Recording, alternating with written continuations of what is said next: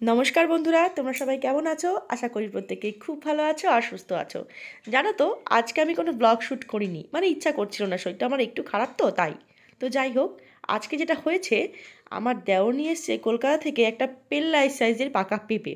কলকাতা কেন বললাম, ও তো মাঝে মাঝে কলকাতা সাইডে কাজ যায়, তো সেখান থেকে ফলের যে মার্কেটটা আছে না, শিয়ালদায়, সেখানে নানা রকম ফল পাওয়া যায়। তো ম্যাক্সিমাম সময় ওখান থেকেই ফল নিয়ে চলে আসে।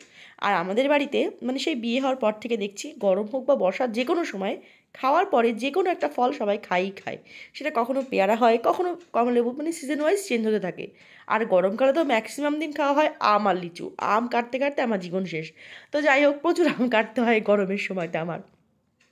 ভালো লাগে খেতে, কিন্তু কাটতেও হয় প্রচুর। তো যাই হোক, এখানে দেখো, আজকে নিয়ে এসছে পাকা পেঁপে। অ্যাকচুয়ালি কালকে নিয়ে এসছে পাকা পেঁপেটা, তখন ভালো পেকেছিল না। তো আজকে যখন দেখতে পাচ্ছি একদম পেকে গেছে, তো মা বললো কেটে ফেল। তো সকাল সকাল বসে পড়লাম পাকা পেঁপে কাটতে।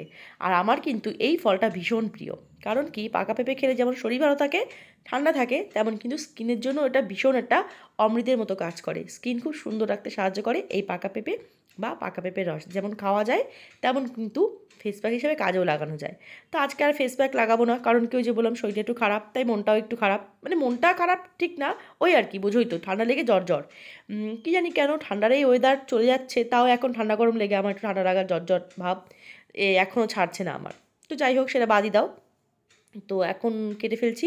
আর এটা খাওয়া হবে দুপুরবেলার পরে, কিন্তু সকাল সকাল কেটে রাখছি কেন, দুপুরবেলার পরে না অনেক সময় খাওয়া দাওয়ার পরে আর ইচ্ছা করে না আবার ফল কাটবো, তখন চেষ্টা করি কাজ বাজ হয়ে গেলে তাড়াতাড়ি করে তখনই ফলটা কেটে গুছিয়ে রাখার। এই দেখো, তো কত সুন্দর। আর পেঁপেটা খেতে কিন্তু বেশ সুন্দর ছিল, ভীষণ সুস্বাদু। তোমাদের কার কার ভাল লাগে পাকা পেঁপে, সেটা কিন্তু কমেন্ট করে বলতে পারো।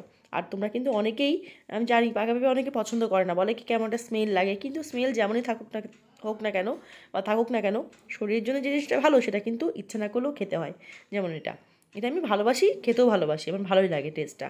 যদি সামান্য একটুখানি গোলমরিচ আর বিট নুন ছড়িয়ে নেওয়া যায়, তাহলে তো কোনো কথাই নেই, একদম অমৃতের স্বাদ। আর জানো তো, এই পাকা পেঁপেটা কিন্তু আজকে আমার নতুন ভালো লাগে তা কিন্তু বলা যায় না, এটা আমার ছোটো থেকেই ভালো লাগে। কারণ আমি তো গ্রামের মেয়ে, আমাদের বাড়িতে দু তিনটে উঠান ছিল বড় বড়। তো নিচের উঠানটা যেটা বলতাম, আমার নিচের দিকের উঠান ছিল, সেই উঠানে আমাদের অনেক পেঁপে গাছ ছিল প্রচুর। তো সেখানে যখন পাকা পেঁপে হতো, আমিই পেরে নিয়ে দিতাম আমার মাকে। মা কাটতো আর আমরা সবাই মিলে বসে এক জায়গায় মজা করে খেতাম। তো যখনই এখন এইসব ধরনের জিনিসগুলো কাটি বা নিজে ব্যবহার করি বা খাই, তখন না সেই ছোটোবেলার স্মৃতিগুলোই মনে পড়ে। আর আমার মনে হয় প্রত্যেকটা মানুষ জানবে, মানুষের ছোটোবেলার স্মৃতিগুলো সবথেকে বেস্ট হয়, সবথেকে রঙিন সুন্দর। সেরকম দিন আর সত্যিই চাইলেও পাওয়া যায় না, তাই না বলো বন্ধুরা?